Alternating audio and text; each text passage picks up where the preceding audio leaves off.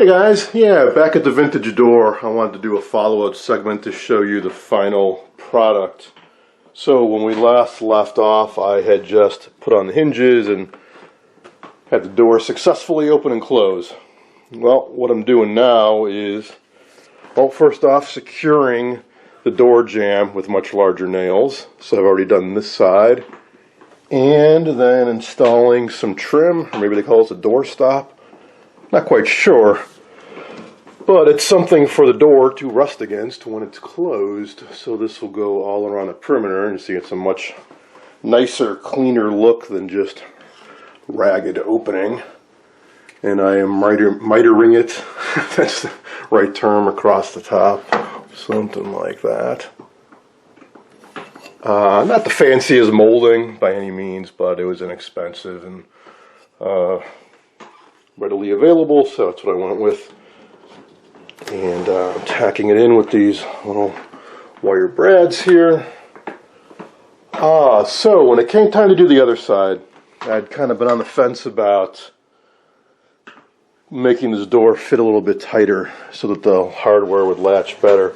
So there was a pretty big gap on this side. So I decided to go with shims and use shims how they're typically used, which is to bring something out. So commonly if you buy a pre-hung door, it comes with this jamb already attached to the door, and when you fit it into the opening, you get grab a level, and inevitably there's a little bit of slop and you use shims to fill it out. So what you do is you take a shim on either side and jam them in to get this so it's perfectly plumb, and then tack a nail in here, slice off the sides, and then eventually I'll put molding on here so you don't see any of this.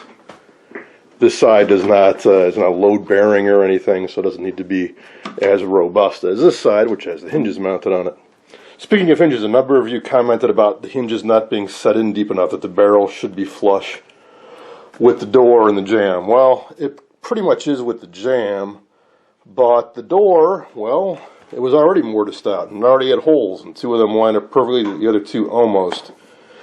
So to get this barrel flush against the door, you have to actually mortise all the way to the opposite side. You'd actually see the hinge over here. Originally, I imagined the hinges weren't as wide, but hey, I just want to get this done. These, again, were readily available. I didn't find anything else local that fit the bill so well, so no biggie. I mean, it works just fine. I don't see any issue. In fact, I look at some of the other doors in our place, and well, take a look. So here is one of the cheapo hollow core doors, and check out that hinge.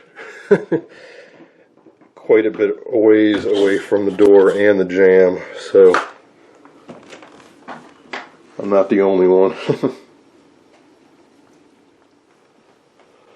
Okay, so I got a few more shims to put in, a few more nails to drive in, cut off 2 more trim pieces, and measure 6 times before cutting to make sure that this is a tight fit up here, because this will be very visible. So I want to do a nice clean job on it. Sides, I got a little bit of slop because they're going down into carpeting, so I can be, jam it down in there. But this top piece is going to have to be dead on.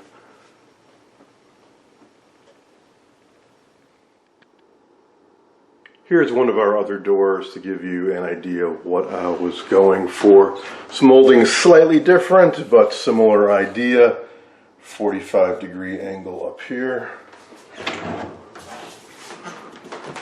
May not win any awards, but I think I did a halfway decent job with the miter joint. And it sure looks a whole lot nicer when the door is closed. A little bit of a gap up here. I measured this all around, and I have it equal distance all the way around, and the door itself might be a little warped in up here. But overall, it looks a whole lot nicer. So all that's left on this side is some trim. I cut off the shims over here, so the idea is I'll use something like that to cover it up. And if somebody looked really close, they might notice that the trim will have a little bit more of a gap on the other side. So if I was to literally use this stuff, which is like 3/4 inch, quarter round, Just a little gap on the door jamb, but on this side we'll have a little bit more. I think somebody have to look really close to notice that. I'll be using something a little bit smaller than this though, because this actually sticks out from the wall a little bit, so it's a little too big. Continuing on with the door saga, I just got back from the Home Improvement Center with the cheapest possible molding I could get. It's about 25 cents a foot. That's going to go in like that, all around on both sides. So that will hide all of that ugliness, and that'll be that. Which leaves a couple things. One, in my excitement to get the door hung on the hinges, I completely forgot to do anything to dress it. It's just raw wood up there and on the bottom. So I need to sand that down a bit and seal it and paint it, do something to treat it just to protect it a little bit. And then there is the door hardware.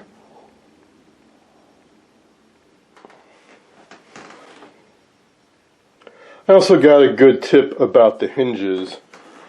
So mostly I got all the screws in there, certainly all the ones in the jamb, no problem. The door though, two of the existing holes lined up, two do not a bit. So what I'm going to do is, I got to take the door off anyway, so do some work on it. I will drill out those holes that are there to be exactly the same diameter as the dowel. I'll cut off some lengths of this and glue them and hammer them in, and then drill new pilot holes and put in new screws there. So thanks for that tip. For the door hardware, I was considering piecing together some salvage parts with some new parts. Things didn't quite line up right, but I figured I could make it work. So this is a little bit short. This needs to be flipped around. Hole doesn't quite line up, but kind of close enough. This isn't quite the same as the original, but it could be made to work. This doorknob doesn't quite fit into this escutcheon, but again, the little bit of work, it would kind of go, I guess, and plus I don't have the key for the deadbolt. However, when I looked online, I found there's a company that makes a modern one that was the right dimensions, more or less, and it came with everything for 20 bucks. So kind of hard to not give that a shot. Just arrived from Amazon, so let's give it a whirl. So yeah, this is a modern mortise lock set. They still make this stuff, and it's got everything, including the part that goes on the other side of the jamb, which I'm missing if I go with that. So yeah, it's a complete kit. So this goes in here like this, and this is fits in here pretty well. I need to enlarge the mortise just a tad. So that lines up pretty well. I will need to drill out a hole here if I want it to be able to be locked from both sides. That key hole will line up better once I get this mortised in fully, but I may have to enlarge the hole a little bit. Not quite the same style as the original, but I think it'll look alright.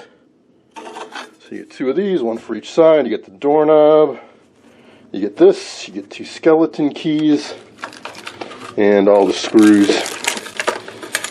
Here's the other side of the plate. So, like I said, kind of hard to deny that. Nice glass doorknobs. So, pretty nifty thing, I think. See if I can get the key in there. So, yeah, you get a nice deadbolt too.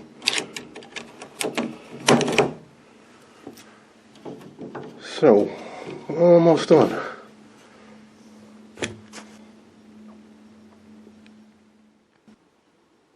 As I figured, the door lock set came with a paper template. Wrap it around the door and drill on all the spots indicated, then mortise it out, chisel it out to do the rest.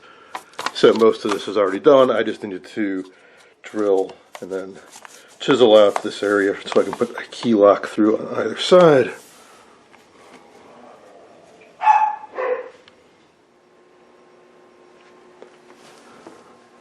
I got the lock mechanism in place, the escutcheons, doorknob, everything's working good.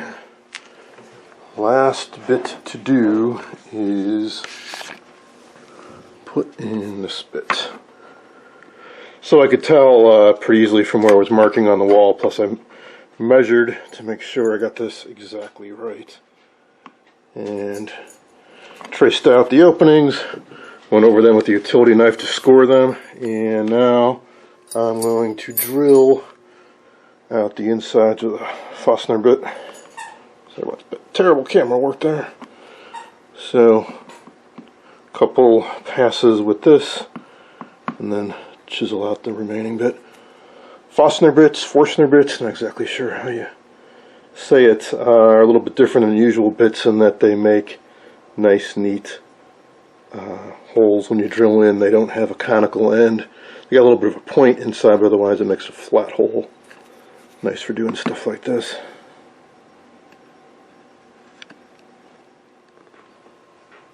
So that's how that goes. You get a little kind of brad point divot in the middle, and the rest is perfectly flat. So do one there, one there, one there, one there, and then clean out the rest. Drill a couple pilot holes for those, and that should be it. Alright, that wasn't too bad. Just had to drill those out, and don't really need to completely clean it out because there's some leeway around there. So, that's that.